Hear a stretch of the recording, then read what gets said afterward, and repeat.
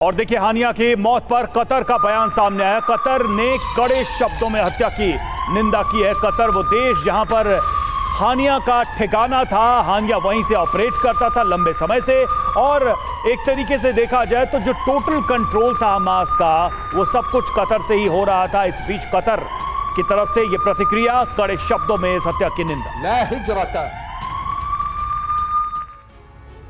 तो देखिए, इजराइल ने पिछले 12 घंटे में अरब वर्ल्ड को हिलाकर रख दिया। हिजबुल्लाह के टॉप कमांडर के मार गिराए जाने के बाद इजराइल ने अपने सबसे बड़े most wanted Hamas chief Ismail Haniyeh को भी मिसाइल हमले में ढेर कर दिया।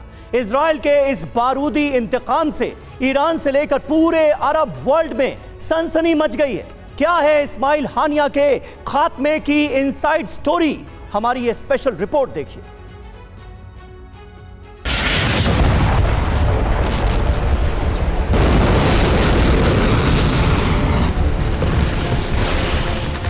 सात अक्टूबर का बदला पूरा।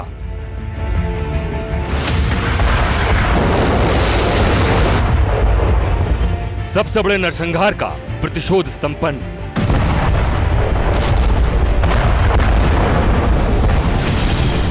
सबसे बड़े नरसंहार के गुनहगार का खात्मा।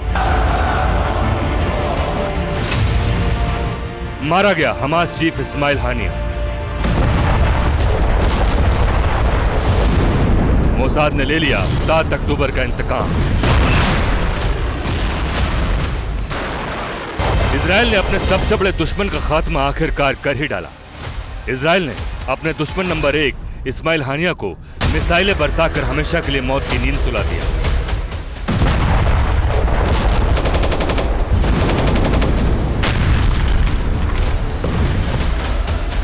इस्माइल हानिया कैसे मारा गया, इसकी इनसाइड स्टोरी को बताने से पहले आपको बता दें कि 12 घंटे के अंदर इजराइल ने अपने 2 बड़े दुश्मनों को ढेर कर दिया है।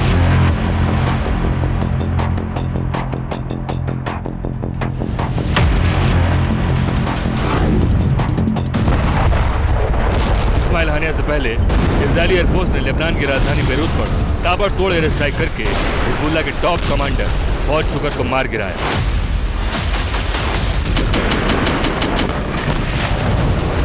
इसके कुछ ही घंटों बाद इजराइल ने हमास चीफ का भी खात्मा कर दिया।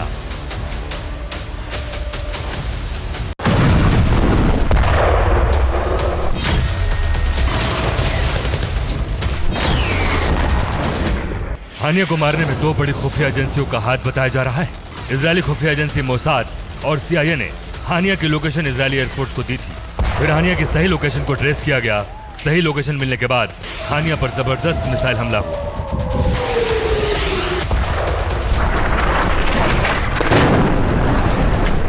मिसाइल हमले में हानिया के साथ उसका बॉडीगार्ड भी मारा गया। हानिया की मौत के बाद इसकी पुष्टि ईरान के इस्लामिक रिवोल्यूशनरी गार्ड कॉर्प्स ने भी कर दी। ईरान के सरकारी टेलीविजन ने भी हानिया के मारे जाने की तस्दीक की। उसके बाद हमास का बयान आया। हमास ने कहा है कि ईरान की राजधानी तेहरान में हानिया के घर पर उसकी हत्या हुई।